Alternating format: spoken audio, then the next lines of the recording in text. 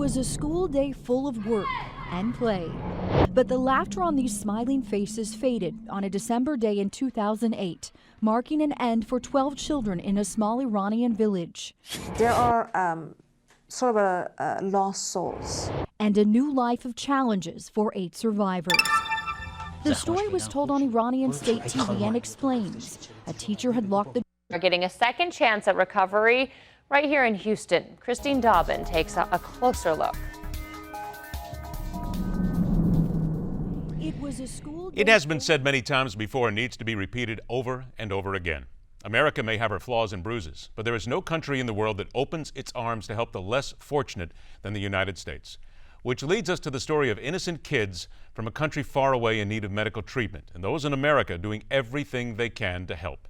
Let's welcome into Midpoint the author of the autobiographical Living in Hell, a true odyssey of a woman's struggle in Islamic Iran against personal and political forces.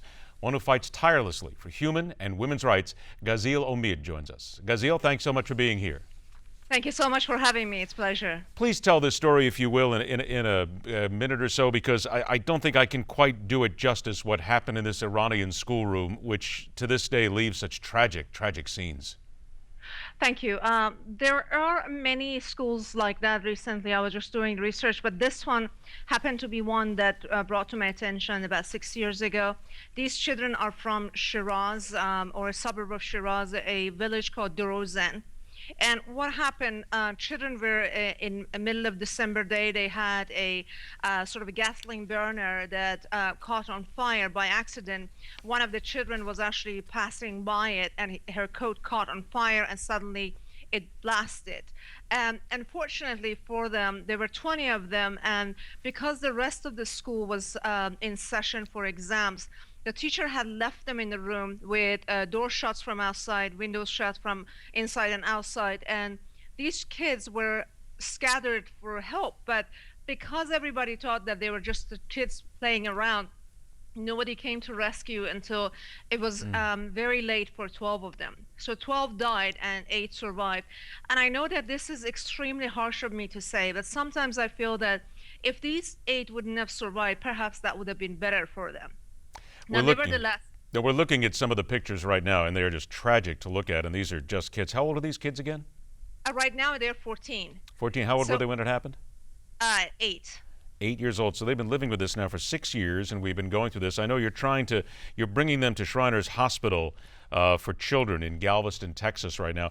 But still, this is a country that America doesn't get along with. This is the sort of a country that when we think of Iran, we think of a country that would rather suffer any slings and arrows than to have American help. So how were you able to make this happen and get the kids here? I have been very lucky recently. I have made some acquaintances on LinkedIn, including your producer, which has been very kind making this interview possible. And the name of one of the gentlemen who's on the board of director of the Shriner was Dave Harris. Many years ago, I actually approached Shriners, and they told me that it's going to cost $1 million per child. Obviously, I don't have that, and I barely can afford to bring them to the United States, let alone to spend that much. But through his effort, I became familiar with the Shriner in Galveston, Texas, as you just mentioned, and I had a meeting with them in May of this year. They said, bring the kids, no problem. My only problem right now is we don't have a flight or lodging for them. And in order to do that, the Galveston, Texas also, the Shriner also demanded that I bring all the parents with them. That means 24 parents, 16 parents and 8 children. That becomes a large number for me, and their flight alone is over $49,000. Then there is the lodging. We either need 2 large homes or we do need 8 apartments.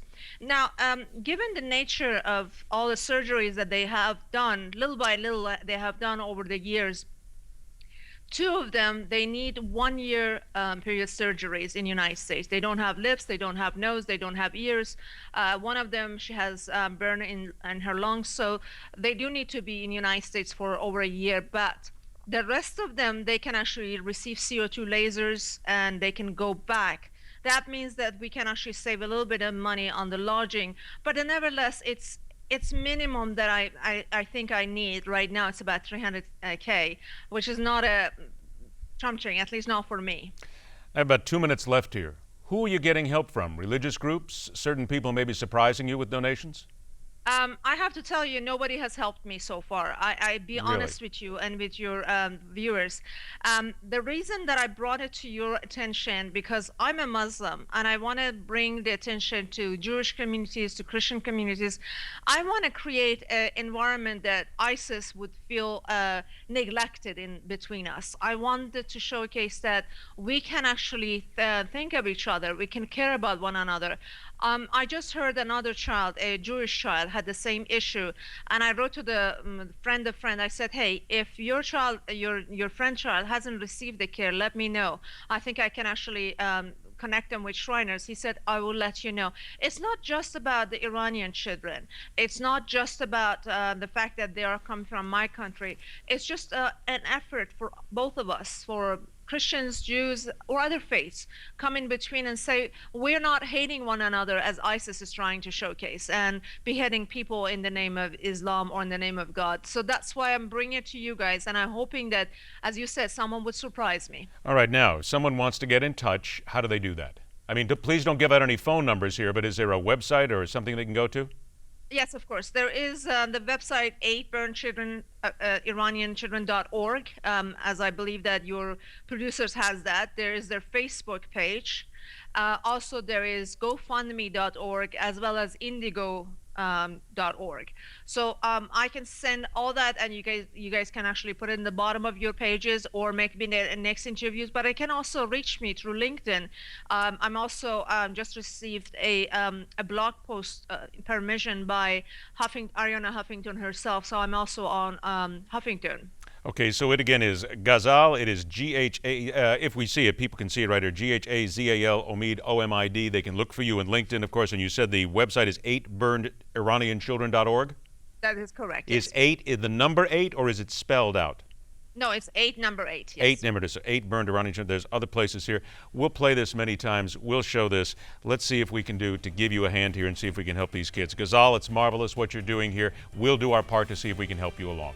Thank you so much. I appreciate that. Right. Thank you. Thank you so very much. It is so tragic to look at what has happened to those kids. And again, America, we always help when there's a chance to help. All right, we'll take a break, come back. On Point is next.